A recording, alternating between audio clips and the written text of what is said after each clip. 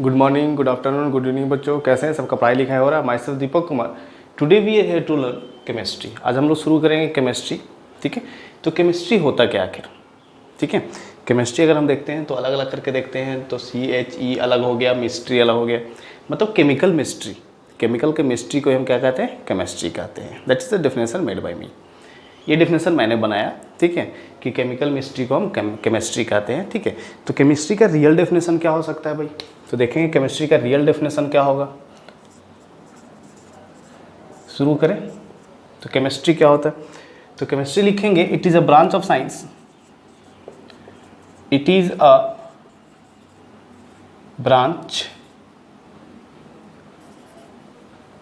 branch of science in which we deal with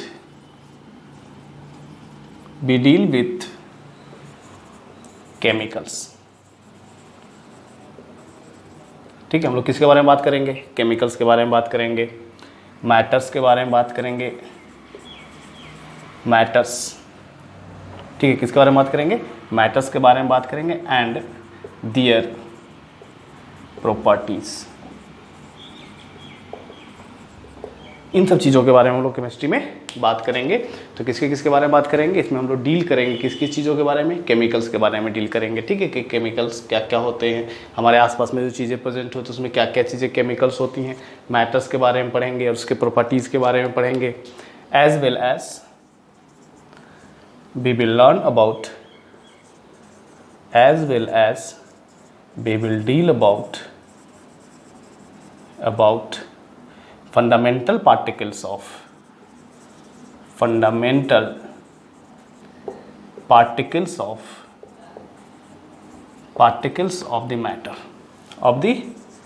matter and you may add many other different things. और आप चाहें तो बहुत सारी चीज़ों के बारे में इसमें ऐड कर सकते हैं। डेफिनेशन बहुत सारी चीज़ें ऐड कर सकते हैं। ठीक है, पूरा कैरेक्टरिस्टिक्स ऑफ केमिस्ट्री का डाल सकते हो, उसमें बहुत सारी चीज़ें इसमें आप ऐड कर सकते हैं। But it is enough for you, ये आपके लिए इतना क्या है, काफ़ी है केमिस्ट्री का डेफिनेशन जानना। अब क्या देखेंगे हम लोग? केमिस्ट्री का टाइप देखेंगे। There are 3 types of chemistry, या लिख सकते हैं chemistry is divided into 3 parts. Chemistry is divided into 3 parts. Chemistry कितने पार्ट्स में डिवाइड कर दिए गए? तो केमिस्ट्री को हम लोगों ने 3 पार्ट्स में डिवाइड किया अपने कन्वीनियंट के हिसाब से। किसके हिसाब से? अपने कन्वीनियंट के हिसाब से, अपने सुविधा के हिसाब से हम लोगों ने केमिस्ट्री को कितने भाग में डिवाइड किया? 3 भाग में डिवाइड किया। First, physical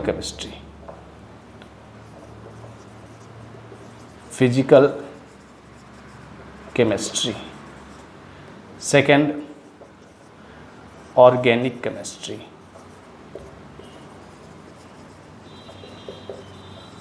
and third inorganic chemistry. ठीक है, there are 3 parts of chemistry. 3 types के केमिस्ट्री होते हैं। 3 भाग में केमिस्ट्री को डिवाइड किया गया अपने सुविधा के हिसाब से। हम लोगों ने 3 भाग में डिवाइड किया केमिस्ट्री को। First is physical chemistry, second is organic chemistry and third is inorganic chemistry.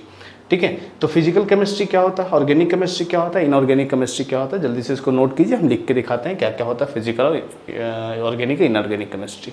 Note down कीजिए, इसको इरेज कर दें। ओके, जल्दी से नोट डाउन कीजिए।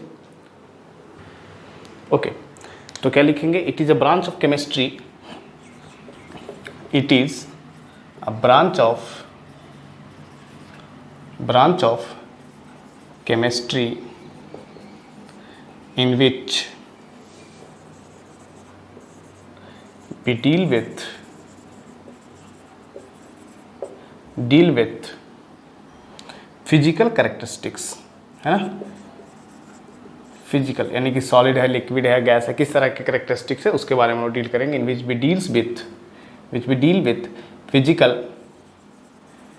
characteristics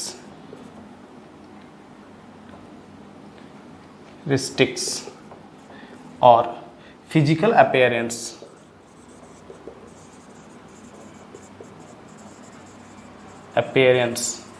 of the matter। ठीक है। मैटर्स के हम लोग फिजिकल अपीयरेंस के बारे में बात करेंगे कि मैटर कैसा होगा, सॉलिड होगा, लिक्विड होगा, ठीक है, उसका शेप कैसा होने वाला है वगैरह वगैरह, सब चीज़ों के बारे में हम लोग पढ़ेंगे। कौन से केमिस्ट्री में? फिजिकल केमिस्ट्री के बारे में पढ़ेंगे। फिजिकल केमिस्ट्री में हम लोग इन सब चीज़ों के बारे में डील करना है। Next is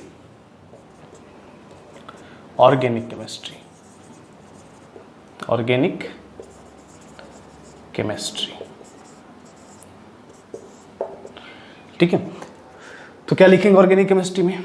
it is a branch of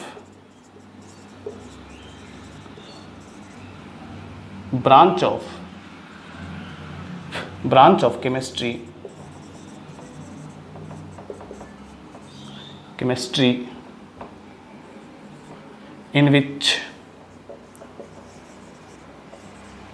in which we deal with compound made up of carbon,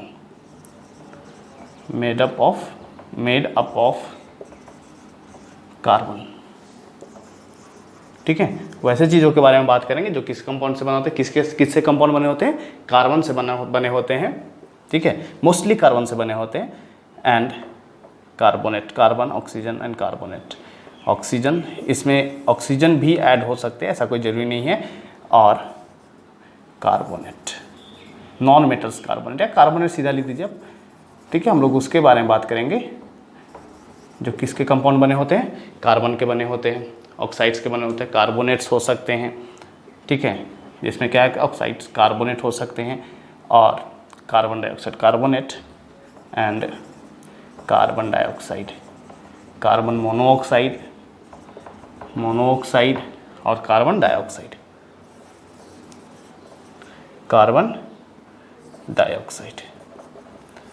ठीक है। हम उन सब मटेरियल के बारे में बात करेंगे जो कार्बन के कंपाउंड होते हैं, कार्बन ऑक्सीजन के कंपाउंड होते हैं, मोस्टली कार्बन ऑक्सीजन, उसमें हाइड्रोजन भी ऐड कर सकते हैं, हाइड्रोजन का भी कंपाउंड्स होते हैं। कार्बन ऑक्सीजन हाइड्रोजन से जो कंपाउंड्स बने होते हैं वो बेसिकली जो होते हैं ऑर्गेनिक केमिस्ट्री में आते हैं, ऑर्गेनिक कंपाउंड्स कहलाते हैं। या फिर आप सिंपली डेफिनेशन लिख सकते हो कि branch of science in which we learns about the chemicals that we obtain from animals और प्लांट्स, यानी ऑर्गेनिज्म से जो एनिमल्स और कंपाउंड्स जो हमको मिलते हैं उसकी स्टडी को हम लोग क्या कहते हैं? ऑर्गेनिक केमिस्ट्री कहते हैं। तो भी आप सिंपल डेफिनेशन लिख सकते हैं। आप इमेजिन करो कि देखो कार्बन का compound, oxygen, carbon dioxide, carbon monoxide, ये सब चीज़ें कहाँ से ऑब्टेन होते हैं? तो ये सारे के सारे लगभग एनिमल से ही ऑब्टेन होते हैं, प्लांट और प्लांट प्रोडक्ट से ऑब्टेन होते हैं, एनिमल से ऑब्टेन होते हैं। So that is why these are called the organic chemistry. इसीलिए उन्हें क्या कहा जाता है? ऑर्गेनिक केमिस्ट्री कहा जाता है। Next is inorganic chemistry. Inorganic chemistry, तो इसमें क्या लिखेंगे कि इनऑर्गेनिक केमिस्ट्री वैसा ब्रांच ऑफ साइंस है जो कि एनिमल्स से प्रोडक्ट ऑब्टेन नहीं होते। वैसे प्रोडक्ट जो एनिमल्स से ऑब्टेन नहीं होते उनके बारे में स्टडी जो हम करते हैं, एनिमल्स और प्लांट्स ऑब्टेन नहीं होते उनका स्टडी जो हम करते हैं, that is called inorganic chemistry. तो उसे हम क्या कहते हैं? इनऑर्गेनिक केमिस्ट्री कहते हैं। तो क्या लिखेंगे? It is a branch of science, branch of chemistry in which we deal with compounds made up of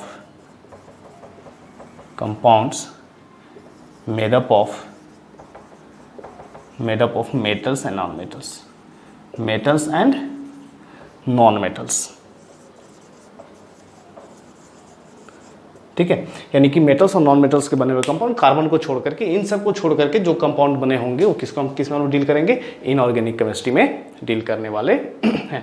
तो स्टार्टिंग में जब केमिस्ट्री की शुरुआत हुई थी तो एक थ्योरी था that is called vital force theory, ठीक है। क्या नाम था थ्योरी का? वाइटल फोर्स थ्योरी एक नाम था, ठीक है, थ्योरी का। According to that theory organic compounds, ध्यान से सुनिए मैं लिख नहीं रहा हूँ, organic compounds can not be made in laboratory. उस हिसाब से क्या बताया गया था कि ऑर्गेनिक कंपाउंड्स जो भी होते हैं वो लेबोरेटरी में बनाए नहीं जा सकते। जो यूनिवर्सल कंपाउंड जो एनिमल्स में ऑब्टेन होते हैं, एनिमल्स से हम लोगों को मिलते हैं, that compound can not B obtain in laboratory. But the first time holer was the person who made urea in laboratory, ठीक है। होलर एक पहले आदमी थे जिन्होंने क्या बनाया था? यूरिया बना दिया था लेबोरेटरी में, that is urea that B obtain from urine, ठीक है, जो ह्यूमन बॉडी में बनता है यूरिन से। और वो जब लेबोरेटरी में बना तो हमारा वाइटल फोर्स थ्योरी जो था क्या हो गया? गलत हो गया। वाइटल फोर्स थ्योरी क्या हो गया? गलत हो गया। वाइटल फोर्स थ्योरी के हिसाब से क्या था कि ऑर्गेनिक चीज़ें ठीक है। ऑर्गेनिक जो कंपाउंड्स होंगे वो लेबोरेटरी में नहीं बनाए जा सकते, लेकिन जब यूरिया बना तो वो थ्योरी क्या हो गया, गलत हो गया, और लोगों ने फिर से ऑर्गेनिक कंपाउंड्स को लेबोरेटरी में बनाना शुरू कर दिया। तो ऑर्गेनिक कंपाउंड बहुत सारे होते हैं जो कि कहाँ बनाए जा सकते हैं, लेबोरेटरी में बनाए जा सकते हैं, ठीक है। These are the parts of chemistry, ये सब क्या थे, पार्ट्स है केमिस्ट्री के। That is very important. हम लोगों को 3 पार्ट पढ़ना है केमिस्ट्री का। पहला कौन सा पार्ट है, फिजिकल केमिस्ट्री, जो उसके कैरेक्टरिस्टिक्स मैटर्स के बारे में पढ़ेंगे, उसका स्टेट्स के बारे में हम लोग पढ़ेंगे। दूसरा क्या होता है, ऑर्गेनिक केमिस्ट्री, वैसे कंपाउंड्स के बारे में पढ़ेंगे जो कि कंपाउंड कहाँ से ऑब्टेन होते हैं, एनिमल्स और प्लांट्स से ऑब्टेन होते हैं।